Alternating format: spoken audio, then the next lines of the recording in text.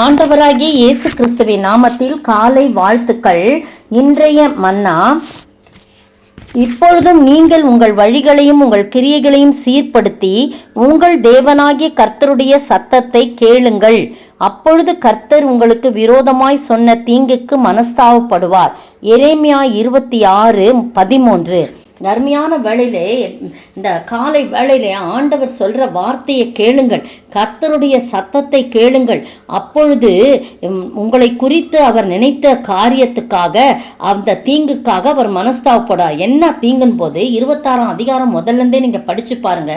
யோசியாவின் குமாரனும் யூதாவின் ராஜாமாகிய யோயாக்கிமுடைய ராஜ்யபாரத்தின் துவக்கத்திலேயே கர்த்தரால் உண்டான வார்த்தை. எரேமியாவை பார்த்து சொல்றாரு, நீ போய் கர்த்தருடைய ஆலயத்தின் பிரகாரத்தில் நின்று கொண்டு கர்த்தருடைய ஆலயத்திலே பணிய வருகிற யூதாவுடைய பட்டணங்களின் குடிகள் அனைவரோடும் சொல்லும்படி நான் உனக்கு கற்பித்த எல்லா வார்த்தைகளும் அவர்களுக்கு சொல்லு, ஒரு வார்த்தையும் குறைத்து பேசாத அப்படின்னு சொல்லிடுறார். என்ன வார்த்தைன்னு சொல்லும்போது, அவங்க செஞ்ச செய்கைகள் பொல்லாப்பி நிமித்தமாய் கர்த்தர் என்ன செய்யறாரோ, அவர்களுக்கு செய்ய நினைக்கிற தீங்குக்கு நான் மனஸ்தாபப்படத்தக்கதாக ஒருவேளை அவர்கள் கேட்டு, நான் ரொம்ப கோபமாக இருக்கேன், அவர்களுக்கு செய்யவிருக்கிற தீங்கை நான் செய்வேன், ஆனால் அவர்கள் ஒருவேளை மனஸ்தாபப்பட்டு அவர்கள் கேட்டு என்னுடைய சத்தத்தை கேட்டு அவரவர் தம் தம் பொல்லாத வழிகளில் திரும்புனாங்கன்னு சொன்னால், நான் செய்யவிருந்த தீங்குக்காக நான் மனஸ்தாபப்படுவேன். நீ அவர்களை நோக்கி, நான் உங்களிடத்துல ஏற்கனவே அனுப்பி கொண்டிருந்தோம், நீங்கள் கேளாமல் போன என் ஊழியக்காரராகிய தீர்க்கதரிசியின் வார்த்தைகளை நீங்கள் கேட்கும்படிக்கு நான் உங்கள் முன் வைத்த என் நியாய பிரமாணத்தின்படி நீங்கள் நடக்கும்படிக்கு நீங்கள் என் சொல்லை கேளாமற் போனீர்கள், அப்படியே போய் சொல்லு அப்படின்னு சொல்றார். அப்படி நீங்க கேளாமற் போனா நான் என்ன பண்ணுவேன், இந்த ஆலயத்தை சீலோவை போல ஆக்குவேன், அழித்து போடுவேன், இந்த நகரத்தை பூமியில் உள்ள எல்லா ஜாதிகளுக்கு முன்பாக சாபமாக்கி போடுவேன். 6ஆம் வசனம் பாருங்க, 26:6 அப்படியே சொல்றார் என்ன செய்ய போறன்றத. சாபமாக்கி போடுவேன் கர்த்தர் உரைக்கிறான்னு சொல்லுன்றான். எரேமியா அதே போல சொன்ன உடனே ஆசார்களும் தீர்க்கதரிசிகளும் சகல ஜனங்களும் எல்லாரும் கேட்குறாங்க.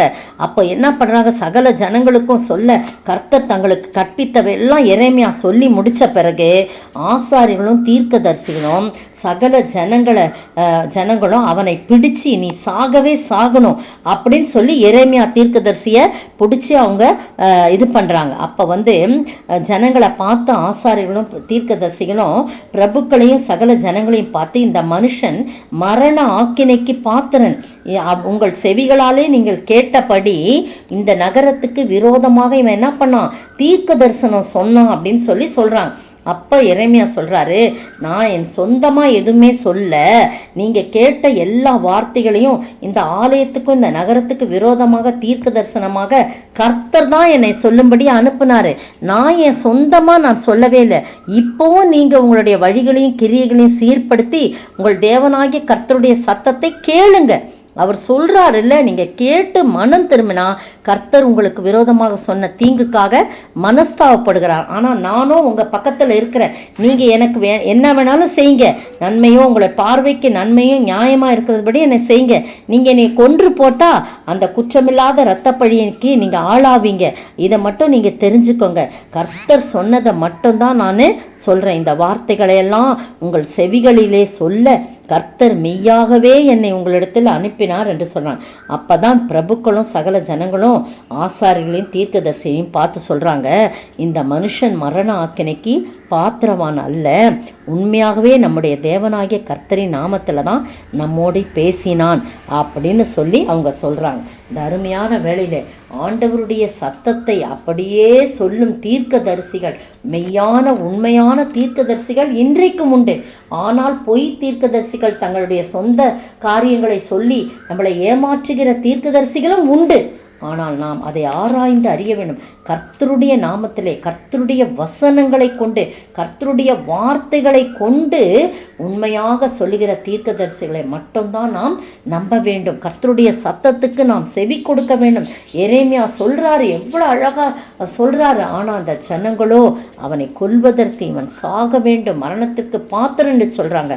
ஆனால் ஆண்டவர் சொல்றாரு, நீ எங்கள் சத்தத்தை கேட்டு மனம் திரும்பிட்டினாப்பா, நான் உனக்கு எந்த தீங்கும் செய்ய மாட்டேன், உன்னை மீண்டுமாய் நான் நிலைநிறுத்துவேன் அப்படின்னு சொல்கிறார். எனவே பிரியமானவர்களே, நீங்களும் நானும் மனமாறி ஆண்டவருடைய சத்தத்துக்கு கீழ்ப்படியோம் என்று சொன்னால் ஆண்டவருடைய இருதய கதவுக்குள் வந்து திறந்து இருக்கிற அந்த கதவுக்குள் வந்து நம்மோடு கூட வாசம் பண்ணி நம்மை ஆண்டவர் பிள்ளையாய் மாற்றி மகிழ்ச்சியிலே நம்மை திளைக்கும்படியாக செய்வார். அப்படிப்பட்ட ஆசீர்வாதத்தை நாம் பெற்று வாழ ஆண்டவர் தாமே கிருபை செய்வாராக.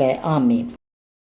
மனமாறி மறுபடி பிறந்திடாயாகில் மகிபரின் ராஜ்யம் காண கூடுமோ? பிறந்தாலோ ஜலத்தாலும் ஆவியாலும் மெய்யாய் பிரவேசிப்பாய் தேவ ராஜ்யத்தில். பாவத்தினால் சாப ரோகத்தால் தொய்ந்து மாயையில் ஆழ்ந்து மடிந்திடுவானேன்.